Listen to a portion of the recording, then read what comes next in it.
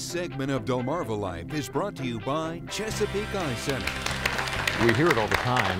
Don't leave your child in a hot car. It's dangerous, it's devastating, it's deadly. And yet it still happens. KidsInCars.org reports an average of 37 children die each year due to heat stroke in vehicles. That's about one child every 10 days. And the National Highway Traffic Safety Administration reports heat stroke in vehicles is the leading cause of all non-crash related deaths involving children 14 years of age and younger. It's not necessarily because a parent or a caregiver wants to harm the child, but perhaps they simply don't know the danger of leaving a child in a hot car. So let us lay this out for you. According to the National Highway Traffic Safety Administration, it just takes 10 minutes for a car to heat up 20 degrees. A mild day, you think there's no harm? When temperatures in the 60s, a vehicle can heat up to well over 110 degrees. Let's go even cooler than that. The administration reports heat stroke can happen when it's as low as 57 degrees outside. And children are especially vulnerable as their body temperature can rise up to 5 times faster than in adults. And when a child's temperature reaches 107, they simply don't make it. It's not enough to park in the shade or crack a window. You can reduce the number of heat-related deaths in cars simply by doing one thing. ACT. It's an easy-to-remember acronym from safekids.org. A means to avoid death and injury by never leaving your child alone in a car, not even for mere seconds. And lock your car when you're not in it so others can't get inside. The C stands for creating reminders. Leave a purse, a cell phone, or a briefcase, something you know that you'll grab next to your child so that you don't forget him or her. And finally, the T, take action. If you see a child alone in a car, pick up the phone and call 911. That quick phone call could save a life. Vehicles aren't the only danger when it comes to summer. Working in this heat can also cause quite a bit of harm to your health. But sometimes it can be hard to determine if the heat is really getting to you. Here's just a few telltale signs that could spell trouble. Working outside the extreme heat isn't easy. Just ask Dennis Sims. He does it every day. You're gonna sweat a lot. The sweat literally dripping down his face. Sims cuts down trees for a living, and he does it no matter the temperature. Glad to be outside. Some people can't make it outside. Wait, what?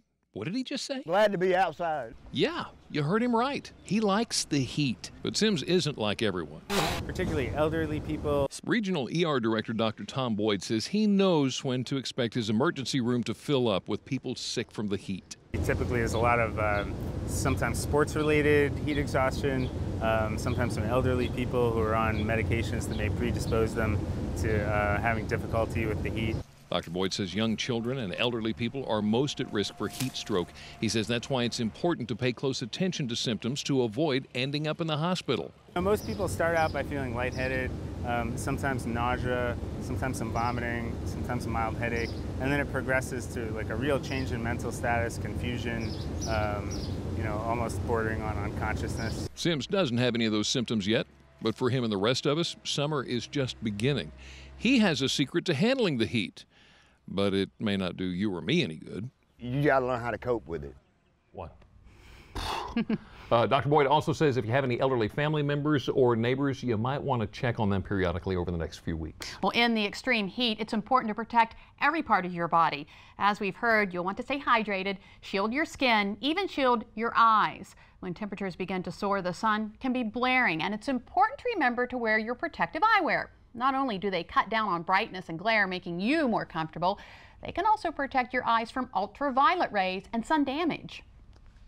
Something else that many people don't even really give a second thought to causing eye injuries are the very same things that a lot of us use our eyes to enjoy seeing, particularly this time of year. So joining us today to shed some light on some summer eye dangers is Dr. Catherine Smoot, a board-certified ophthalmologist with Chesapeake Eye Center. Welcome, Dr. Smoot, to the show. Thank you. A lot of people don't realize that this time of the year you see a lot of patients who have eye injuries from fireworks. Absolutely.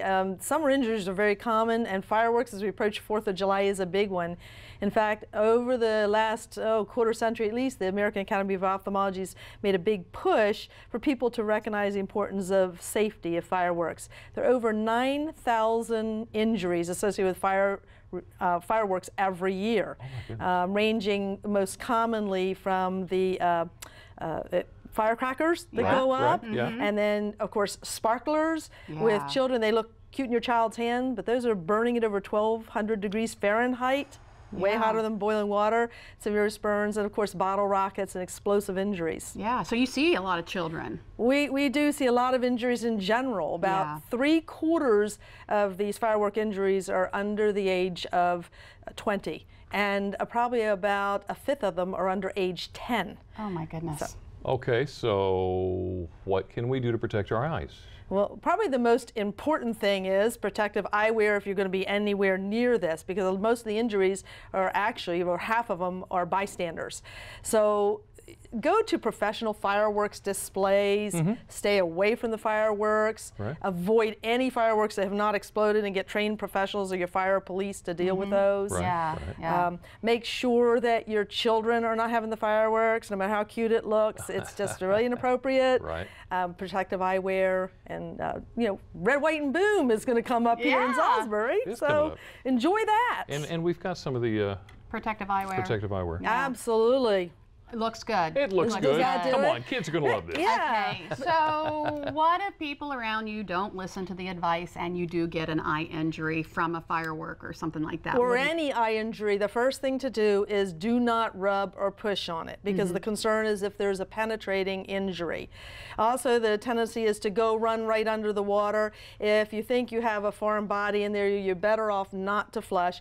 Seek trained assisted medical help, whether it be your ophthalmologist or an emergency room or urgent care center, but let somebody actually see what's involved.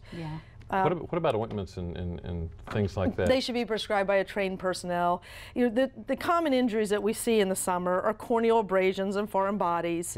If you see retinal detachments, ruptured globes is the big concern, because a ruptured globe, which means the eye has been penetrated, can lead to loss of an eye. Is that why you shouldn't apply pressure to it? Exactly. So if there's any concern that they hit hard enough that it could have ruptured the globe, do not apply pressure. Just cover it and get to trained eye personnel to let them assess the situation.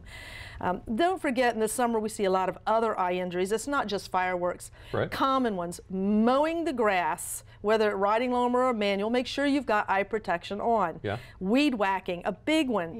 Make sure when you're weed whacking, eye protection on.